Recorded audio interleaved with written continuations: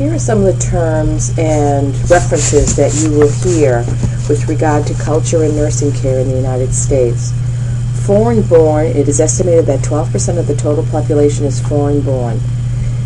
Immigrant patterns the last 40 years changed according to the census. For instance, more Hispanic immigrants in Florida are coming from South America than from Mexico and Cuba, according to the latest census.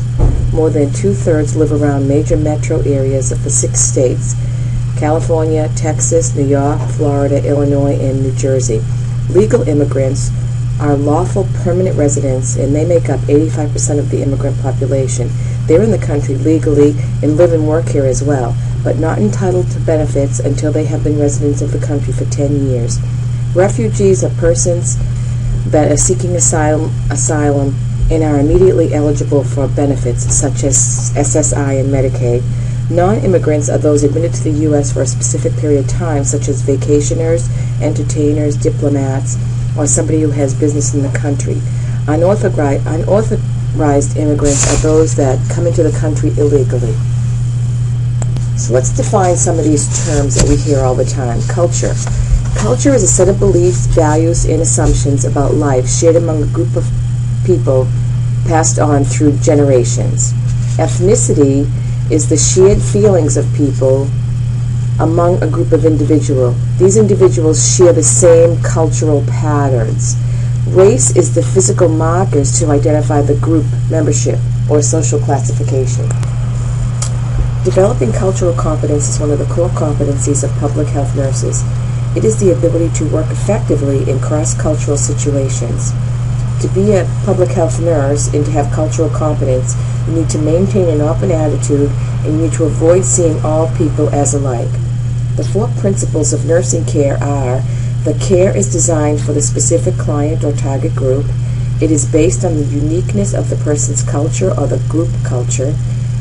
Includes empowerment strategies to facilitate client decision-making and health behavior, and the care is provided with sensitivity to cultural uniqueness of clients. Failure results in increased costs and decreased positive client outcomes. Dimensions of cultural competence are cultural preservation. This is they support the part of the culture that promotes healthy behaviors. Cultural accommodations include the cultural beliefs when providing care. Cultural repatterning is working with persons to develop health-promoting behaviors. And cultural brokering is a concept that guides the nurse in providing culturally competent care. Inhibitors of having cultural competence is stereotyping, ascribing beliefs to a group without recognizing their individual differences. Prejudice is a manifestation of beliefs that are negative attitudes where one believes that a person's race, culture, social standing comes before allowing them to benefit from social offerings. These are based on prejudged mental behaviors. Racism is a form of prejudice based on race. Ethnocentrism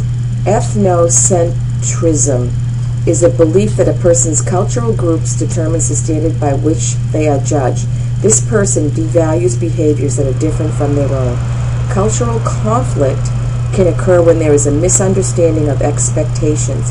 Cultural shock is discomfort in adapting to the cultural group. Okay, so cultural nursing assessment. Nursing assessment is used to help nurses identify and understand clients' perspectives of health and illness.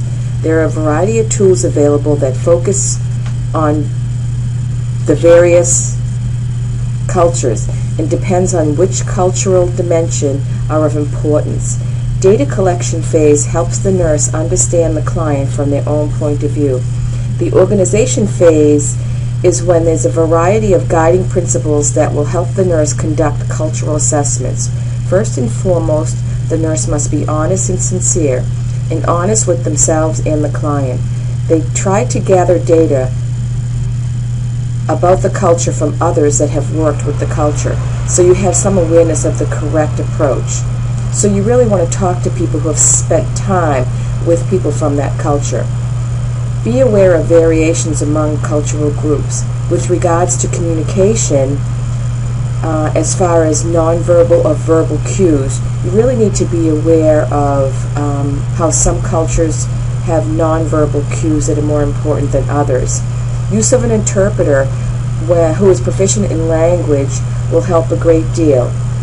With regards to space, there are varied preferences among cultural groups. Be sure the distance between yourself and the client is acceptable in their culture. There are many different kinds of what we refer to as space. There's intimate space, personal space, social space, and public distances. For instance, some cultures do not accept touch because it's too personal. It's within that personal space.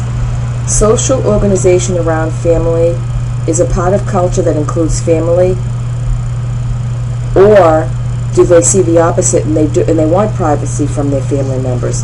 So you really need to know how that social organization around the family works in that particular culture.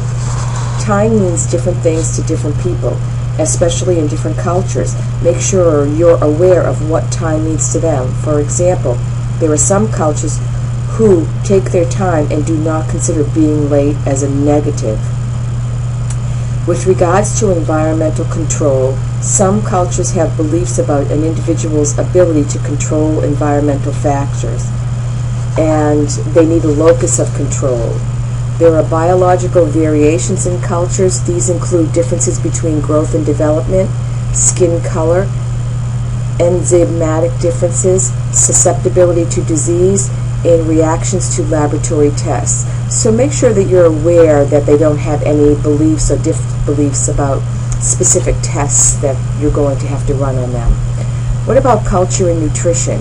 When using food as a part of the intervention or nutrition is a focus in a health promotion project, consider the following. Social significance. What's purchased? Who decides? Are there any taboos with regards to food? What about the role of religion? How is food prepared? By whom? How much? When? And with whom? I know that in the Italian culture, they base a lot of social significance around food. Client residence and local eateries, the adoption of other cultural eating patterns, favorite family recipes. So you might want to just delve into this part of the culture. Minority groups, disproportionately represented in the lower tiers of the socioeconomic ladder. Differentiate between culture and socioeconomic class issues when interpreting behavior so that the nurse does not make a mistake thinking the behavior is cultural when it is based on their socioeconomic class. So there is a difference here. Make sure that you're aware of what it is. Okay, well that's the end of the cultural diversity in the community presentation. If you have any questions, you can certainly go to the book and read more.